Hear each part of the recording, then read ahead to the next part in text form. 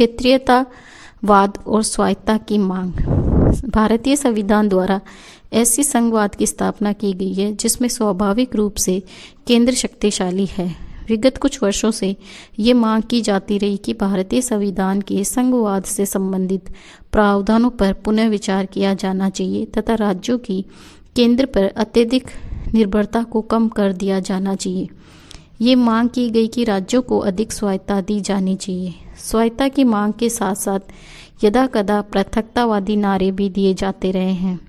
स्वायत्तता की ये मांग उन दिनों बड़ी प्रबल हो जाती हैं जबकि केंद्र एवं राज्यों में पृथक पृथक राजनीतिक दलों की सरकारें होती हैं। पंजाब में मास्टर तारा सिंह के नेतृत्व में अकाली दल द्वारा सिखों के स्वायत्त राज्य की मांग उठाई गई थी। पश्चिमी बंगाल की मार्क्सवादी सरकार ने बार बार राज्यों की स्वायत्तता की मांग दोहराई। द्रमुक और अन्ना द्रमुक दलों ने भी राज्य स्वायत्तता की मांग का समर्थन किया। 1991 में उड़ीसा के नेता बिजू पटनायक ने राज्यों के लिए स्वायत्तता की मांग कही और 1990 और 1991 में सिखों के एक वर्ग द्वारा बहुत अधिक उग्रवादी दृष्टिकोण अपना लिया गया। 1996 और 2015 के वर्षों में भी राज्यों के लिए स्वायत्तता की मांग की जाती रही। स्वायत्तता की मांग पर तर्कसंगत दृष्टि से और भारतीयता को सर्वोच्चता महत्व देते हुए विचार किया जाता रहा। क्षेत्रीयतावाद और केंद्र राज्य संघर्ष। भारतीय राजनीति में क्षेत्रीयतावाद की अभिव्यक्ति केंद्र व राज्यों के बीच विवादों में हुई। राज्यों ने कई बार केंद्र के सुझाव और निर्देशों को मानने से इनकार कर दिया और अपनी स्वतंत्र अस्तित्व का परिचय दिया। 18 सितंबर 1968 को केंद्रीय कर्मचारियों के हड़ताल का सामना करने के लिए केंद्र ने राज्यों को निर्देश दिया। केरल की वामपंथी सरकार के मुख्यमंत्री नंबूदरीपाद ने केंद्रीय अध्यादेश को श्रमिक विरोधी कहकर उस मानने से इनकार कर दिया। सन 1968 में पश्चिमी बंगाल के दार्जिलिंग और नक्सलवादी क्षेत्रों में होने वाले उपद्रवों से चिंतित होकर केंद्रीय सरकार ने उपद्रवग्रस्त क्षेत्रों में हथियार रखने पर प्रतिबंध लगा दिए, जिसे राज्य सरकार ने राज्य के मामलों में केंद्र के हस्तक्षेप की संज्ञा दी। केंद्र द्वारा राज्यों में केंद्रीय रिजर्व पुलिस भेजने का राज्यों ने अनेक बार विरोध किया। जनता पार्टी के शासनकाल में गौ हत्या प्रतिबंध के विषय पर केंद्र तथा तमिलनाडु, केरल व पश्चिमी बंगाल की सरकारों के बीच विवाद उत्पन्न हुआ। केंद्र से अधिकाधिक वित्तीय स्रोतों को प्राप्त करने के लिए भी राज्यों ने केंद्र के निर्णय को मानने से इनकार कर दिया। इस प्रकार राज्य द्वारा केंद्र की नीति का विरोध करना तथा केंद्र के निर्देशों का पालन न करना क्षेत्रीयतावाद की नीति के द्योतक है। 2000 से लेकर 2016 के वर्षों में भी केंद्र और राज्यों के बीच अकाल राहत, वित्तीय अनुदान, करारोपण, पिछड़ा हुआ राज्य घोषित करने की मांग और विकास योजना की स्वीकृति आदि विषय को लेकर समय समय पर छोटे बड़े विवाद जन्म लेते रहे। क्षेत्रीयतावाद के संदर्भ में उत्तर दक्षिण की भावनाएं। भारत में उत्तर और दक्षिण के संदर्भ में सोचने की प्रवृत्ति भी कुछ अंशों में पाई जाती है। दक्षिण के लोग ये महसूस करते हैं कि उत्तर भारत के लोगों ने सदैव हर मामले में उनकी अपेक्षा की। दक्षिण के 4 राज्य तमिलनाडु, आंध्र प्रदेश, केरल और कर्नाटक, जहां द्रविड़ भाषाएं बोली जाती है, का विचार है कि राजनीतिक, आर्थिक और सांस्कृतिक दृष्टि से उत्तर भारत की अपेक्षा दक्षिण भारत को वे लाभ नहीं मिले जो मिलने चाहिए थे। कहा जाता है कि केंद्रीय मंत्रिमंडल, योजना आयोग और केंद्रीय सचिवालय में दक्षिण की अपेक्षा उत्तर के लोग ही छाए हुए हैं।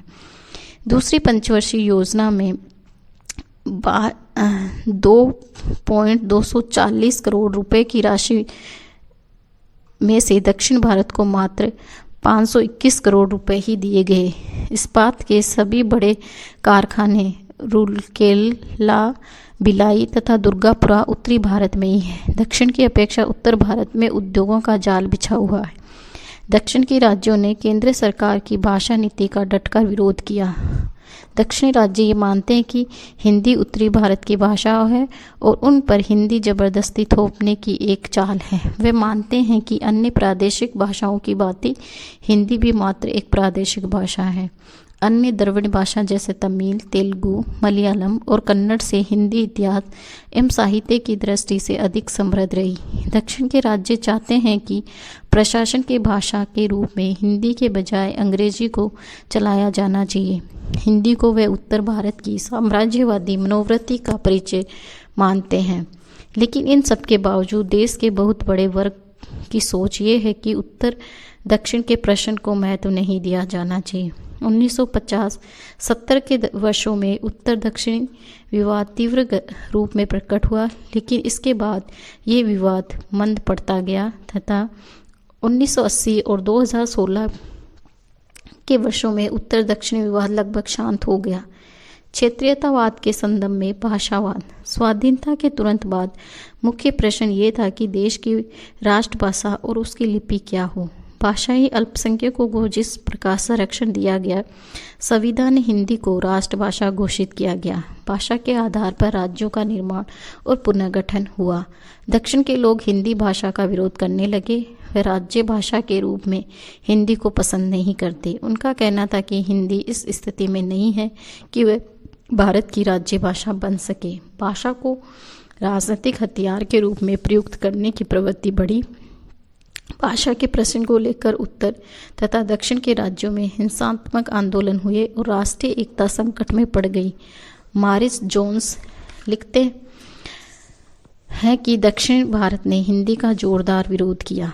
बंगाल ने इससे कुछ कम विरोध हुआ और देश के अन्य भागों के शिक्षित वर्ग के लोगों ने सीमित रूप से इसका विरोध किया। असम में भाषा की राजनीतिक असम आंदोलन की प्रेरणा स्रोत रही। जनगणना के आंकड़ों के अनुसार 1951 व 1971 के बीच राज्यों में 61 और 62% लोग ही असमिया भाषा बोलते थे। राज्य के हिंदू, जो लगभग 72% है, ऐसा सोचते हैं कि असमिया भाषा बोलने वाले 62% लोग में 25% लोग बांग्लादेश के मुसलमान हैं।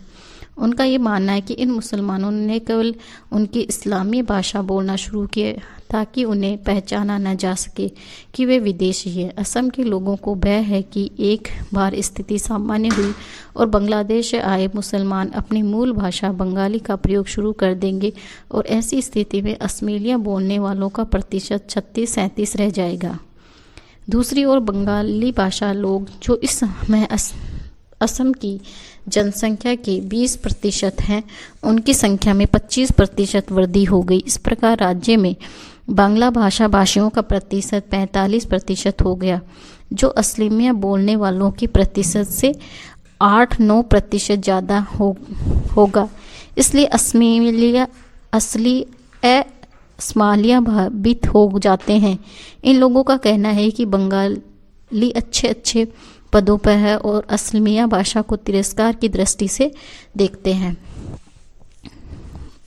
संपूर्ण उत्तर पूर्वी क्षेत्र में उग्र क्षेत्रीयतावाद। उत्तर पूर्वी भारत में भारतीय संघ के 7 राज्य असम, नागालैंड, मणिपुर, त्रिपुरा, मेघालय, मिजोरम और अरुणाचल प्रदेश हैं तथा इनमें से अधिकांश राज्यों में क्षेत्रीयतावाद की भावना बहुत प्रबल है, जो व्यवस्था से कभी भी उग्र क्षेत्रीयतावाद आचरण को जन्म दे देती है। सामान्यतः एक राज्य में केवल विदेशों के ही प्रवेश और बसने पर प्रतिबंध होता है, लेकिन उत्तर पूर्वी राज्यों में शेष भारत के लोगों पर प्रतिबंध लगा दिया गया है। वह व्यवस्था के रूप में अर्थात परमिट अनुमति लेना आवश्यक है। जो हिंदी भाषी पहले से उत्तर पूर्वी भारत के राज्यों में बसे हैं, उनके साथ कभी भी हिंसक व्यवहार अपना लिया जाता है। 2004 के उत्तरार्ध में उल्फा सहित कम से कम 7 उग्रवादी संगठनों ने हिंदी भाषाओं को असम छोड़ने की चेतावनी दी। 2004 में रेलवे भर्ती को लेकर बिहारियों के साथ जो घटनाएं हुई, उनसे अनेक निथले निर्दोष बिहारियों को मार डाला गया। असम में बिहारों के घर जला दिए गए। इन 7 राज्यों में परस्पर भारी विरोध की स्थिति है। नागालैंड का उग्र संगठन नेशनल काउंसिल ऑफ नागालैंड इसका मुय्या नागा समस्या के शांतिपूर्ण हल के लिए वृहत नागालैंड की मांग कर रहा है, जिसका आश्रय उत्तर पूर्वी भारत के जिन क्षेत्रों में नागा लोग पर्याप्त संख्या में रहते हैं उन्हें संबंधित राज्यों से पृथक कर नागालैंड में शांति शामिल करते हुए वृहत नागालैंड की स्थापना ऐसा पूर्वोत्तर राज्यों की सीमाओं के पुनर्गठन के आधार पर ही संभव है तथा पूर्वोत्तर के अन्य राज्य इसके लिए सहमत नहीं। इस प्रकार का कोई प्रयत्न अनेक नई समस्याओं को जन्म दे देता है। वस्तुतः समूचे दृष्टिकोण में परिवर्तन की आवश्यकता है तथा इसके लिए सभी पक्षों की ओर से प्रयत्न किया जाना चाहिए। क्षेत्रीयतावाद और पृथकतावादी आंदोलन। क्षेत्रीयतावाद का सबसे गंभीर और उग्र रूप पृथकतावादी आंदोलन है, जिसके आधार पर कई राज्य या राज्यों का कोई भाग भारतीय संघ में पृथक होने की मांग तथा आंदोलन करें। सर्वप्रथम इस प्रकार की मांग तत्कालीन मद्रास राज्य के तमिल मुनड्डकड़गम द्वारा की गई थी, लेकिन थोड़े समय में ही इस मांग और आंदोलन ने अपनी शक्ति खो दी। 6-7वें दशक में नागालैंड और मिजोरम में इस प्रकार की स्थिति बनी और 90वें दशक में पंजाब और जम्मू कश्मीर राज्य में इस प्रकार के आंदोलन खड़े हो गए। लेकिन कालांतर में भारतीय जनता और भारतीय राज व्यवस्था ने इस सभी पृथकतावादी आंदोलन को असफल कर दिया। भविष्य में भी भारत टूट नहीं सका, ये सोचने का पर्याप्त आधार बना। जहाँ तक कानून का संबंध है, 16वें संवैधानिक संशोधन के आधार पर व्यवस्था की गई थी कि कोई भी व्यक्ति या संगठन भारत की अखंडता के विरुद्ध विद्रोह नहीं कर सकता।